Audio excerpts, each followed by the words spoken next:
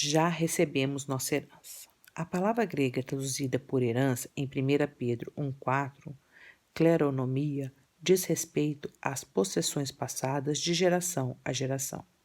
Você não as compra nem com trabalho, nem com dinheiro. Você as recebe simplesmente por ser um membro da família. Pedro descreve no versículo 3 o meio pelo qual os crentes ganham a membresia na família de Deus. Deus nos regenerou para uma viva esperança mediante a ressurreição de Jesus Cristo dentre os mortos. Recebemos nossa herança eterna por meio de um renascimento espiritual, a única solução para a nossa condição pecaminosa e alienada de Deus. Foi isso que Jesus deixou evidente ao líder judeu chamado Nicodemos. Se alguém não nascer de novo, não pode ver o reino de Deus.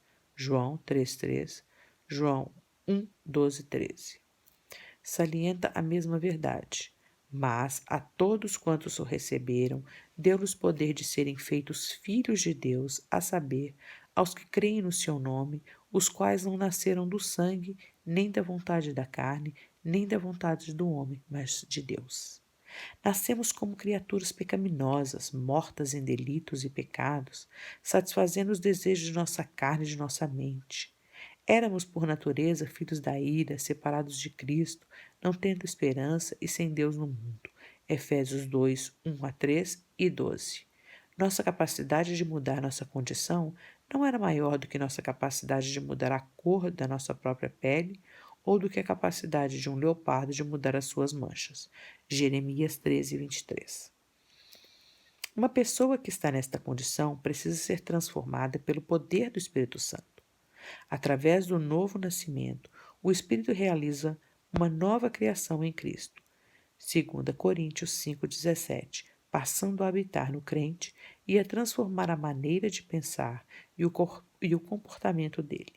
As perspectivas e os valores mudam e o foco da atenção sai do eu e se posiciona em Cristo. A palavra de Deus é essencial ao novo nascimento. Pedro afirmou: pois fortes, regenerados, não de mente corruptível, mas de incorruptível, mediante a palavra de Deus, a qual vive e é permanente. Esta é a palavra que vos foi evangelizada. 1 Pedro 1, 23-25. O Espírito Santo opera através da palavra para ativar a fé, o que resulta no novo nascimento. Romanos 10, 17. Fé implica em confiar somente em Cristo para a salvação.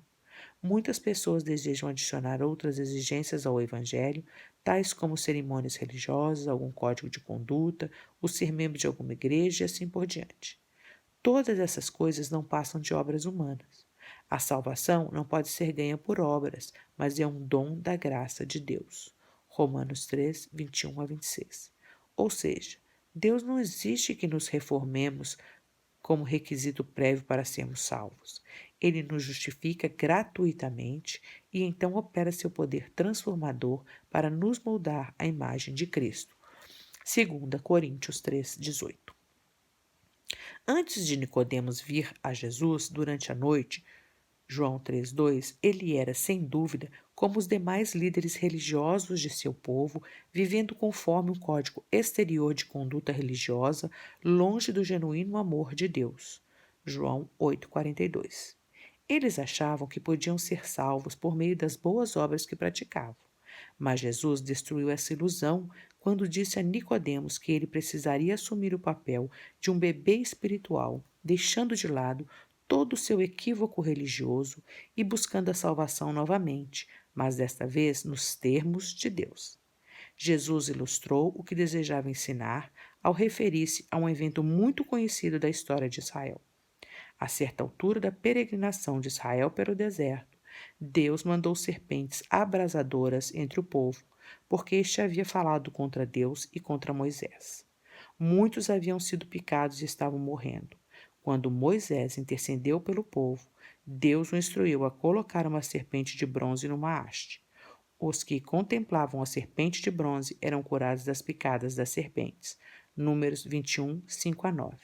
Foi essa a imagem que Jesus trouxe à mente de Nicodemos, e do modo por que Moisés levantou a serpente no deserto, assim importa que o Filho do Homem seja levantado, para que todo o que nele crê tenha vida eterna.